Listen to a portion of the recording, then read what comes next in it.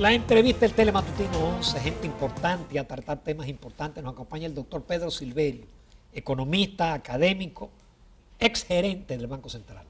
Buenos días, Pedro. Y amigo día, nuestro. Ramón. Buenos Buen días, día, Pedro. Yacarino. Qué Muy buen gusto día. que esté con Gracias, nosotros. Gracias, muchas Con gracias. Pedro podemos hablar de todo, pero vamos a comenzar hablando de economía. Por supuesto. Pedro, ¿cómo tú ves la economía dominicana a la luz primero del contexto internacional, pero a la luz del comportamiento de este año, de una cierta ralentización que obligó al Banco Central a una serie de medidas de flexibilización monetaria, la depreciación del tipo de cambio por encima de lo que se había estimado para este año y todo este contexto político que indudablemente afecta a la economía?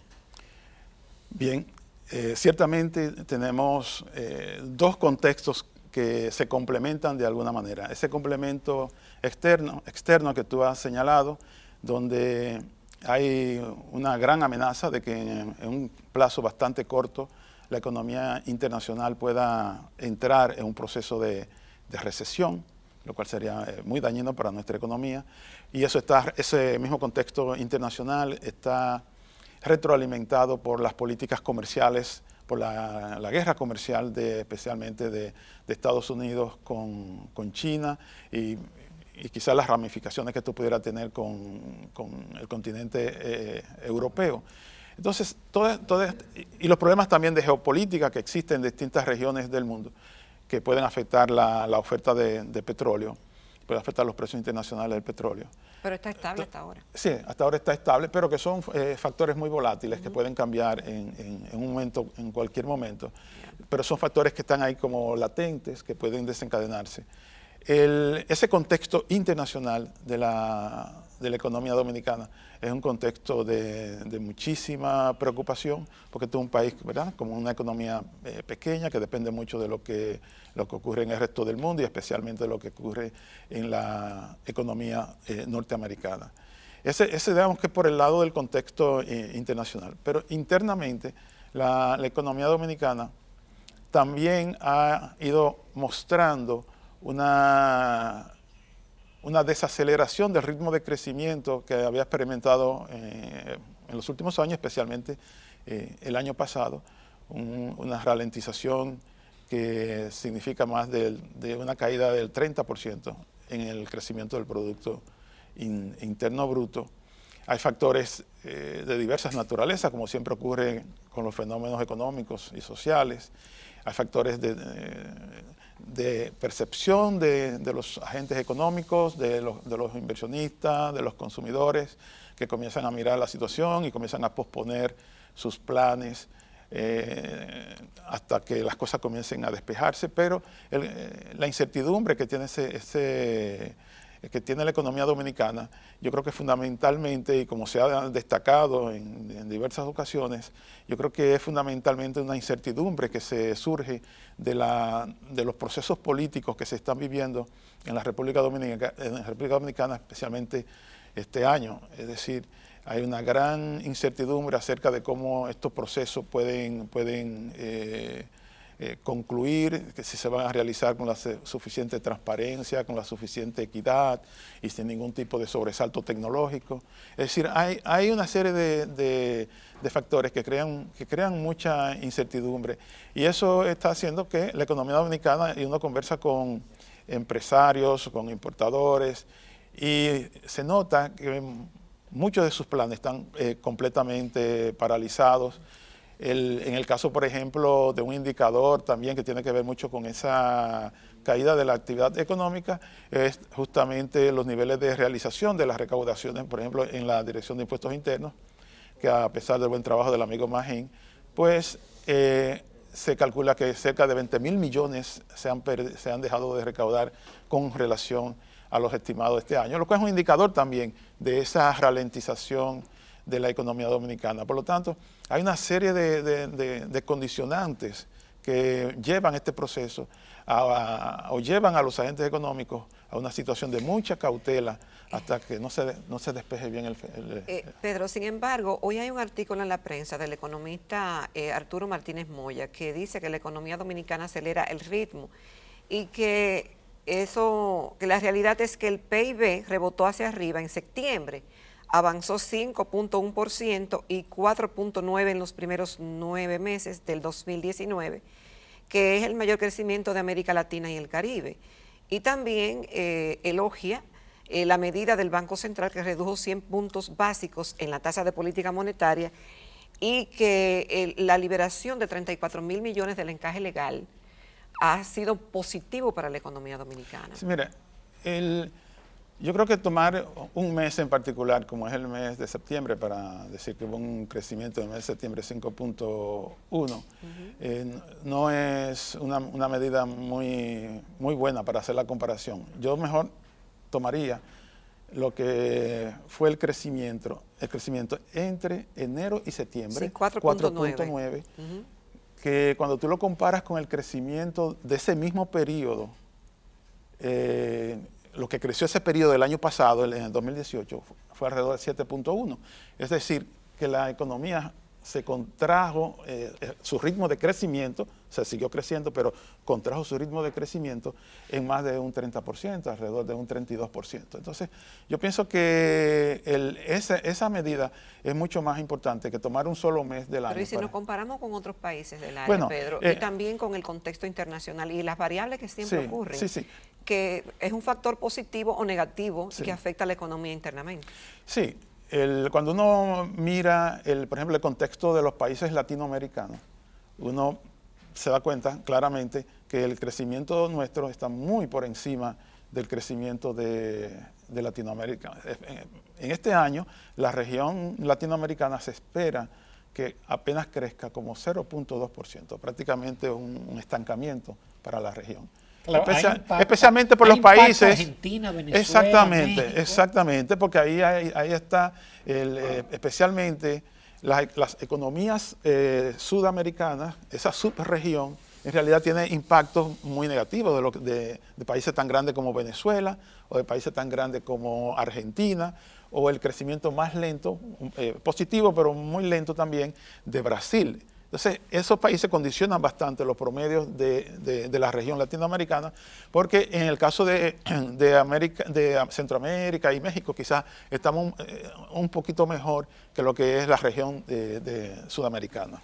Pedro, y el tema de que la devaluación en este año, en los últimos meses, ha sobrepasado la meta. Por ejemplo, si uno toma el marco macroeconómico del presupuesto, la meta era 53.10 a diciembre, ya estamos en 52.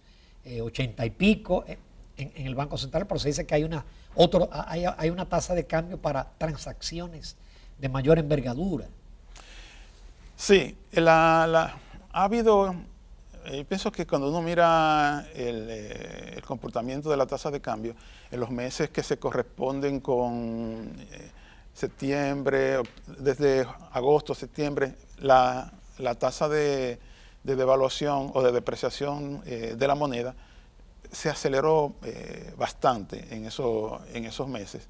Y no es coincidencia que también tenga que ver con la incertidumbre que está viviendo la economía. O sea, los factores políticos, sí, ciertamente han incidido en ese comportamiento y no han valido las distintas formas de control de cambiario que se utiliza, y la tasa sigue presionando hacia arriba. Yo pienso que en esos casos el Banco Central tiene los mecanismos o tiene las suficientes reservas para evitar que la tasa de cambio pues, caiga en un proceso profundo de devaluación. Yo pienso que hay las suficientes reservas, pero el problema está que la política económica no debe perder su principal activo, que es la credibilidad, porque cuando se pierde la credibilidad no hay reservas internacionales suficientes para corregirlo. ¿Y qué condiciona eso, Pedro? Bueno, es decir, fíjate, ¿cómo se pierde la credibilidad? Bueno, nuestros países, América Latina y nosotros en particular, somos países con muy bajos niveles de institucionalidad. Y como tenemos bajos niveles de institucionalidad, muchas veces los procesos políticos condicionan el desempeño económico. Y te voy a poner un caso. Si el gobierno está interesado en que un candidato suyo salga electo en un proceso electoral y comienza a comprometer el presupuesto de manera indebida con recursos hacia, de alguna manera dirigirlo para beneficiar a ese candidato, los agentes económicos lo perciben eso. ¿Y cómo se da uno cuenta de eso, Pedro? Bueno, con certeza, bueno, no con especulación. No con especulación, cuando comience a mirar los resultados presupuestarios, mirar el déficit los fiscal. Números hablarán. Los números tendrán que hablar. No, pero ya hablaron. Hay datos ahí que muestran que en septiembre se disparó el gasto en 1.000 y pico de millones y en el Ministerio de Obras Públicas fue donde de verdad se produjo el mayor incremento del gasto. Ahí tienes. Entonces, los agentes económicos no son tontos, comienzan a elaborar sus expectativas, a fundamentar sus expectativas alrededor de esos comportamientos y miran a dónde están yendo esos recursos, qué se están haciendo con esos recursos. Exacto, ¿qué se están haciendo? ¿Qué se están haciendo? Eso es fundamental, ¿qué se están haciendo? Que se están haciendo y con el nivel de calidad que se están haciendo las cosas también, porque en estos procesos la premura es muy mala consejera y se hacen muchos disparates y comienzan entonces a sentirse los efectos, se comienzan a ver los efectos en la salud, se comienzan a ver los efectos en el transporte. De alguna manera tú comienzas a mirar que hay algo que está mal. Entonces, por ahí los agentes comienzan a formarse expectativas negativas del futuro, sobre todo del futuro cercano, y comienzan a afectarse las variables económicas, del crecimiento de la economía, de la situación cambiaria. Todos estos factores comienzan a conjugarse en una dirección negativa para el futuro de la economía. Pedro, vamos a hacer una breve pausa comercial porque nos quedan algunos temas de economía, como por ejemplo el tema fiscal, pero también vamos a hablar de la situación política del país. Volvemos en unos minutos con el doctor Pedro Silverio.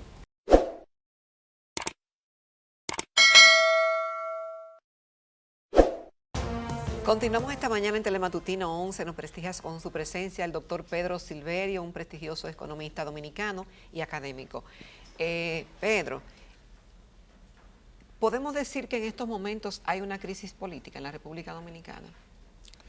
Yo pienso que sí, que hay una crisis política. No. Yo siempre lo estoy... ¿O es normal lo que está ocurriendo? Yo trato de mirarlo desde el ángulo de la economía política, para vincularlo con mi especialidad, que es la economía y la economía política también.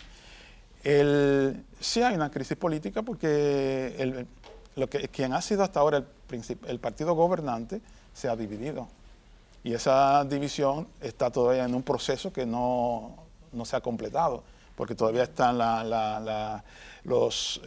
Tiene que reorganizarse. Los dirigentes están definiéndose, redefiniéndose, y al final, pues, deberán separarse completamente las aguas. Hasta ahora todo está un poquito turbio y precisamente ese es uno de los elementos que afecta a la economía.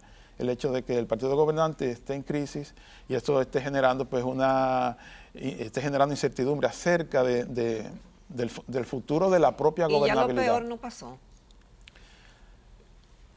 Bueno, esa es una afirmación difícil de hacer. Incluso en los peores momentos a veces pueden ocurrir cosas peores y yo no estoy seguro que lo peor haya pasado.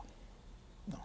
¿Y qué puede ser peor? ¿Tú no tienes el temor de, como dice nuestro amigo Bernardo Vega, él utiliza la palabra, que desguañangan el presupuesto? Precisamente eso pudiera ser lo peor, Jacqueline.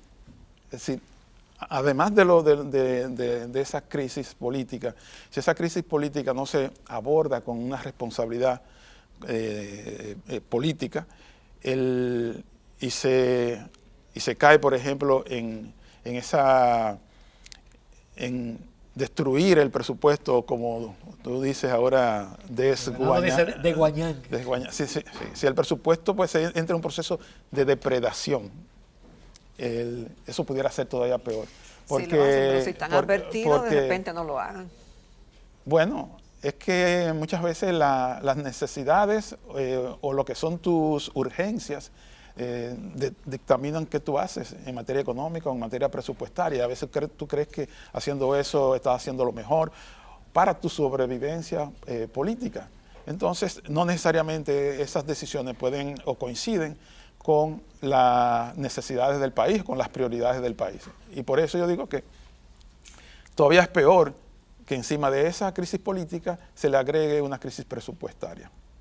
Pedro, es inminente, es una prioridad del próximo gobierno el tema fiscal y el tema de la deuda. Ese es un tema que yo creo que el 20 de mayo son las elecciones. Sí. Bueno, si hay una definición en primera vuelta, yo creo que el 21 de mayo es el primer tema de la agenda política y económica del país, la reforma fiscal, porque, y si hay una segunda vuelta, pues... No un pacto, Pedro. eh, un- Ya no se puede el pacto. Estamos hablando ya de una Yo- reforma. Lo ideal es un pacto. Eso sería lo ideal, que haya un pacto fiscal, pero no sabemos cómo va a terminar la economía el 20 de mayo o el 30 de junio, que será la fecha tope, porque si la economía terminara en una situación muy mala, por razones precisamente del manejo presupuestario o del manejo de la política fiscal, porque tenemos que incluir la parte del gasto y la parte de la recaudación en esto, porque los procesos políticos como estos también puede afectar incluso el proceso de recaudación, el gasto puede dispararse por otras razones, y dependiendo cómo esa situación fiscal termine después de que haya sido elegido el nuevo presidente, yo no tengo dudas de que la reforma fiscal va a ser la primera discusión, y ojalá que se pueda hacer a través de un pacto fiscal. Aquí vamos a tener que tener un problema, se va a dar, y es que, como dicen, el timing de un proceso de pacto fiscal incluso va a requerir mucho más tiempo que la urgencia de una necesidad de Por hacer una eso. reforma Entonces, fiscal. lo más probable es que sea una reforma. Es porque hemos tenido la experiencia con Sí. el pacto eléctrico y el mismo pacto fiscal. Sí, No se ha podido en 8 años. sí. Entonces, Y el eléctrico se discutió y murió. Y murió, exactamente. Entonces, el nuevo gobierno, quien resultara electo, no se podrá dar el lujo de sentarse allí a esperar un año de discusión de un pacto. no. No Es podrá. inminente, Pedro. Entonces, es decir, eso no es postergable. Independientemente de cómo termine la economía, a mediados del año que viene es impostergable. es impostergable una reforma fiscal que puede ser fruto de un pacto o de la aprobación medidas. o de la aprobación en el Congreso de un paquete. de una ley. Claro, aún el pacto fiscal termina en el Congreso con la aprobación de una ley de reforma fiscal, pero como digo, el problema es si un gobierno nuevo, con las urgencias fiscales que va a tener, estará en condiciones de sentarse a esperar un año por un pacto fiscal. Un año, pero Pedro, con pero entonces, suerte. ¿cómo hacerle tragar a la gente que tiene que pagar más impuestos cuando ve que su dinero lo dilapidan, que hay corrupción, que no hay calidad en el gasto, que hay muchísima botella, etcétera, etcétera? Bueno, ese es uno de los puntos más importantes cuando uno habla de la legitimidad de una reforma fiscal. Y en parte, el gobierno perdió la oportunidad de hacer ese pacto y esa reforma fiscal y esa reforma eléctrica porque perdió legitimidad. Perdió legitimidad por los procesos de corrupción que se han vivido en el país, y la gente siente que el pagar impuestos en medio, pagar más impuestos, más sacrificios para la población en medio de procesos tan escandalosos de corrupción y de impunidad, se hace muy difícil el que la población acepte. Ahora, si un nuevo gobierno... ¿Cómo debe venir acompañado Cuando eso? dice un nuevo gobierno es una nueva cara. Bueno, un nuevo gobierno, vamos a dejarlo ¿Un así. nuevo gobierno? Un nuevo gobierno, no voy ahora a prejuzgar, pero un nuevo gobierno, si quiere tener legitimidad ante la comunidad nacional y quiere impulsar una reforma fiscal, también tiene que dar ejemplo de que en ese nuevo gobierno la impunidad ha terminado. Porque si la población o la ciudadanía percibe que el nuevo gobierno lo que va a continuar lo mismo, pero ahora quiere agregar sacrificios, Va a pasar lo que pasó en Perú y lo que ha pasado exactamente. en varios países de la región, Exactamente. en Chile. ¿Y con Sí, qué debe venir sí. acompañado, Pedro? Es decir, ¿cuáles medidas concretas para que tenga esa legitimidad? y esa aceptación popular? Porque obviamente habrá un ajuste. Bueno, la legitimidad yo encuentro que es un proceso mediante el cual los gobiernos demuestran que están apegados primero a un uso eficiente y a un uso ético de los recursos públicos. Eso es fundamental. Pero además también es fundamental que la población vea que un nuevo gobierno no está siguiendo una política de impunidad. Yo creo que eso es fundamental. Ese es uno de los elementos que hay que cambiar para poder darle a ese nuevo gobierno la legitimidad para exigirle mayores sacrificios. Pero si ya, no se da eso, esa es la justicia, el Ministerio Público. bueno, pero el presidente nombra el Ministerio Público y si un presidente nombra un Ministerio Público independiente, al margen de la partidocracia, al margen de los partidos Ninguno políticos. de los candidatos ha dicho que apuesta a la independencia del Ministerio Público. De hecho, le aterra que le quiten esa prerrogativa. Bueno, pero yo creo que hay también un proceso de parte de la sociedad civil de lograr un pacto con los candidatos a la presidencia, de que haya una justicia independiente y sobre todo que se comience con un Ministerio Público independiente. Y ahí yo he oído candidatos que sí que están dispuestos a firmar ese pacto. No lo he oído. Pedro Silverio, como siempre, muy agradecido. Vamos a ver si usted viene con más frecuencia. Bueno, cuando porque habrá mucho debate sobre temas económicos, yo imagino, en la campaña electoral. Sí. Y también tus enfoques políticos desde el punto de vista de la economía política. Exacto. Muchas gracias, Pedro Silverio. Muchas gracias, Gracias a doctor. ustedes.